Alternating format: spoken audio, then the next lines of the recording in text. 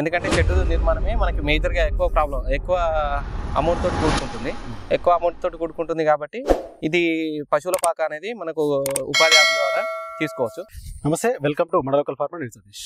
ఈ రోజు ఈ వీడియోలో ఉపాధి హామీ పథకం నుంచి కూడా డైరీ ఫార్మర్లు కావచ్చు, రైతులకు ఉపాధి హామీని ఎంతవరకు దీన్ని ఈ స్కీమ్ ని ఉపయోగించుకోవచ్చు ఇట్లాంటి విషయాలు అయితే అడిగి తెలుసుకుందాం. ఎందుకంటే దీని నుంచి లబ్ధి పొందినటువంటి ఫార్మర్ రాజు ఉన్నారు.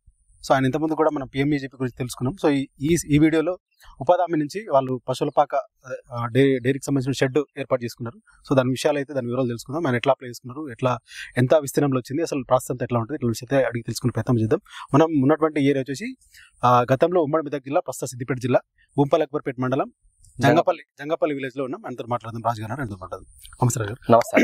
సో ఇప్పుడు మీరు ఈ స్కీమ్ కింద మీరు షెడ్ నిర్మాణం చేపట్టుకున్నారు. 2018లో నేను స్కీమ్ నిర్మించుకున్నాను. ఈ స్కీమ్ ఉపాధి హామీ ప్రకారం నేను ఫస్ట్ ఆఫ్ ఆల్ ఏంటంటే పాడి రైతులకు ఒక మంచి అవకాశం ఇది. ఎందుకంటే షెడ్ నిర్మాణమే మనకి మేజర్గా ఎక్కువ అమౌంట్ తోటి కూడుకుంటుంది కాబట్టి ఇది పశువుల పాక అనేది మనకు ఉపాధి హామీ ద్వారా తీసుకోవచ్చు.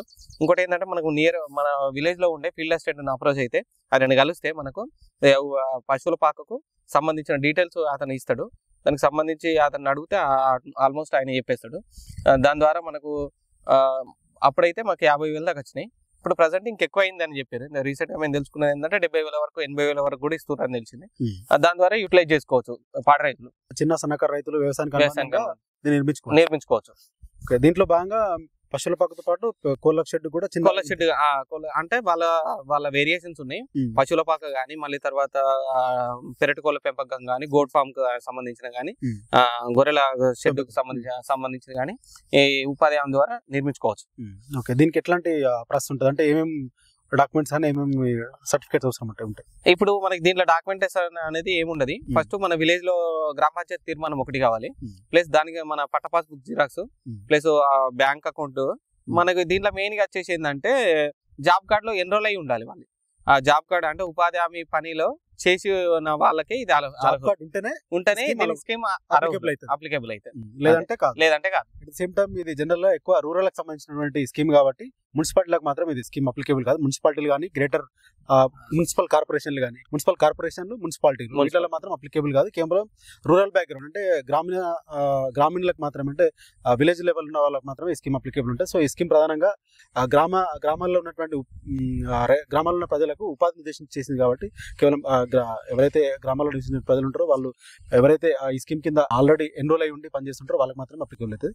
సో ఇంకా ఎట్లాంటి ఉంటాయి అంటే ఎంత విస్తీర్ణంలో జనరల్ డైమెన్షన్ ఎట్లా ఉంటుంది, ఎంత విస్తీర్ణంలో ఉంటుంది, సో మీరు ఎంత విస్తీర్ణంలో చేసుకుంటారు, ఒకవేళ చేసుకునేటోళ్ళకు అంటే ఈ స్కీమ్ ప్రజెంట్ నడిస్తే ప్రజెంట్ అయితే నడుస్తుంది. మనకు దీని డీటెయిల్స్ కావాలంటే మనకు నియర్ గా ఉన్న ఫీల్డ్ అసిస్టెంట్ కలిసినా గానీ, లేదు అంటే ఇంకా హయ్యర్ వాళ్ళ దగ్గరికి ఎంపీడీఓ ఆఫీస్కి వెళ్తే నీకు ఆల్మోస్ట్ నీకు అన్ని చెప్తారు. దాని వెడత్ ఎంత అనేది, వెడతు లెంత్, దానికి సంబంధించి ఇంకా ఏమేమి కట్టుకోవాలి, నీటి తొట్టి ఇస్తారు. మళ్ళీ తర్వాత వాటికి సేకరించడానికి మూత్రానికి సంబంధించి ఒక తొట్టి ఇస్తారు. తర్వాత పెంట వేసుకోవడానికి నాటప్ కంపోస్ట్ అని వాళ్ళు అదొకటి ఇస్తారు. దానికి సంబంధించిన డీటెయిల్స్ ఉంటాయి. మనకు నియర్ గా ఏదైతే మండలం ఉంటుందో ఆ మండలంలో ఎంపీడీఓ ఆఫీస్కి వెళ్తే వాళ్ళు దీన్ని డీటెయిల్స్ అన్ని పూర్తిగా కంప్లీట్ డీటెయిల్స్ ఇస్తారు. మనకి ఏదైనా డౌట్ ఉన్నా కానీ వాళ్ళు క్లియర్ చేస్తారు. సో మీరు ఎంత ఇస్తున్నారు? నేను వచ్చేసి 2 పెట్టుకున్నాను. మా అన్నకు ఒకటి, నాకు ఒకటి అని ఇద్దరికి 2 పెట్టుకున్నాను. 2 పెట్టుకుంటే మా ఒకటి వచ్చేసి 15 ఫీట్లు పొడవు, ఇట్లా వచ్చేసి 9 ఫీట్ల వెడల్పు, 15 ఫీట్ల వెడల్పు 9 ఫీట్ల పొడవుతోటి నేను చేసుకున్నాను. ఒక సైడ్ 5 రేకులు, ఒక సైడ్ 5 రేకులు, 10 రేకులతోటి నేను చేపించుకున్నాను. ఎంత వాటి విస్తీర్ణం అంటే ఒక దాంట్లో 4 బఫెలోస్ గానీ, కౌస్ గానీ, ఒక దాంట్లో 4 పట్టేటట్టు చేసుకున్నాను. నేను 8 చేసుకున్నాను. 8 ఈజీగా ఉంటాయి. స్కీమ్ కింద చేసుకోవాలనుకుంటే జనరల్ గా గ్రామ పంచాయతీ అనుమతి, ఫీల్డ్ అసిస్టెంట్ అంతే. గ్రామ పంచాయతీ తీర్మానం ఒకటే దీనిలో కావాల్సింది. మిగతాదంతా ఆటోమేటిక్ గా వాళ్ళే చేసేస్తారు. వాళ్ళే వచ్చి ముగ్గు పోసిస్తారు. ముగ్గు వాళ్ళ లెంత్ గానీ, విడత్ గానీ వాళ్ళంతా చెప్పి దానికి సంబంధించి ముగ్గు పోసిస్తారు. మళ్ళీ దానికి కొద్దిగా బేస్మెంట్ ఎంత లేపాలి, తర్వాత దాని మీద కాంక్రీట్ ఎంత వేయాలి, తర్వాత స్టెప్స్ హైట్ ఎంత వేయాలి, దాని రాడ్స్ అనేది మామూలుగా రాడ్స్ రేకుల కింద రాడ్స్ ఎన్ని పెట్టాలనేది వాళ్ళు చెప్తారు. చెప్పిన దాని ప్రకారం మనం చేసుకోవాలి. సో దీంట్లో కంప్లీట్ గా పూర్తిగా అంతైతే దీనికి సంబంధించిన ఖర్చు అయితే అంతా గవర్నమెంట్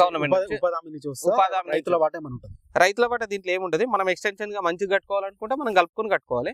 వాళ్ళు ఇచ్చే వరకు వాళ్ళు ఇస్తారు. వాళ్ళు ఇచ్చారు, వాళ్ళు వాళ్ళు ఇస్తారు. ఇస్తారు. అంటే మిగతా దానికి సంబంధించి ఏదైతే ప్లాన్ అనుకుంటారో దానికి సంబంధించి ఎంతవరకు ఖర్చు చేయాలనో అంతవరకు ఖర్చు చేస్తారు వాళ్ళు ఖర్చు చేస్తారు వాళ్ళ ప్లాన్ వరకు. వాళ్ళ సో అడిషనల్ గా మనం ఇంకేమైనా ఎక్స్ట్రా మనం చేసుకోవాలనుకుంటే దాని అడిషనల్ మనం మనం చేసుకోవాలి అంతే. సో దాంట్లో మనం పెట్టుకోవాలనుకుంటే అదే తప్ప అంతే.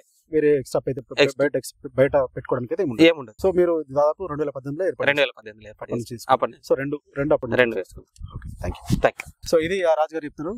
వాళ్ళు దాదాపు 2018లో దీన్ని ఉపాధి హామీ నుంచి అయితే ఈ షెడ్ అయితే తీసుకున్నారని చెప్తారు. సో 4 గేదెలు కానీ 4 ఆవులు కానీ కట్టేసుకున్నటువంటి అంత కెపాసిటీ ఉన్నటువంటి చెప్తున్నారు. సో 9 ఫీట్లు ఇంటూ 15 ఫీట్ల చొప్పున దీని సైజు రెండు వీళ్ళకు శాంక్షన్ అయినట్టు చెప్తున్నారు. సో ఒకటి వాళ్ళ అన్న పేరు మీద, ఒకటి వాళ్ళ పేరు మీద. సో రెండింటిలో ఒక్కొక్కటి 4 గేదెలు కానీ 4 కౌస్ కానీ చేసుకునేటువంటి విధంగా దీన్ని నిర్మించుకున్నట్టు చెప్తున్నారు. దీంట్లో భాగంగా నీటి తోటి అలాగే ఆ పెంటేసుకోవడానికి కూడా ఒకటి నిర్మాణం కూడా ఉంటుందని చెప్తున్నారు. సో ఓవరాల్ గా ఉపాధి హామీ నుంచి కూడా ఎవరైతే ఫార్మర్స్, యంగ్ ఫార్మర్స్ కావచ్చు, ఇన్నోవేటివ్ ఎవరైనా కొత్తగా ఫార్మింగ్ వైపు కానీ, అటు గొర్రెల పెంపకం కానీ, కోళ్ళ పెంపకం కానీ, లేకపోతే ఫార్మింగ్ వైపు రావాలనుకున్న వాళ్ళకు ప్రభుత్వం నుంచి కొన్ని స్కీమ్స్ ఉంటాయి. సో వాటిని కూడా కొంచెం మార్కెట్లో అంటే ప్రజెంట్ ఏ స్కీమ్స్ రన్ అవుతున్నాయి అట్లాంటి విషయాలు కూడా అడిగి తెలుసుకుంటే సో పెట్టుబడి ఖర్చు కూడా కొంత తగ్గించుకునేటువంటి అవకాశం ఉంటుంది. సో ప్రభుత్వం కూడా యంగ్ ఫార్మర్స్ ని వ్యవసాయాన్ని ఎంకరేజ్ చేసే విధంగా కూడా, ఫార్మింగ్ ఎంకరేజ్ చేసే విధంగా కూడా సపోర్ట్ ఇస్తుంది. కాబట్టి సో ఇట్లాంటి విషయాలు ఏమైనా ఉంటే కూడా తెలుసుకొని ఈ ఫార్మింగ్ వైపు వస్తే కొంత పెట్టుబడి లేకున్నా కూడా కొంత ప్రభుత్వం నుంచి వచ్చినటువంటి ప్రోత్సాహం తోటి కూడా ఫార్మింగ్ చేసుకోవడానికి వీలవుతుంది. కాబట్టి సో ఆ విషయాలు కూడా గుర్తుంచుకోండి.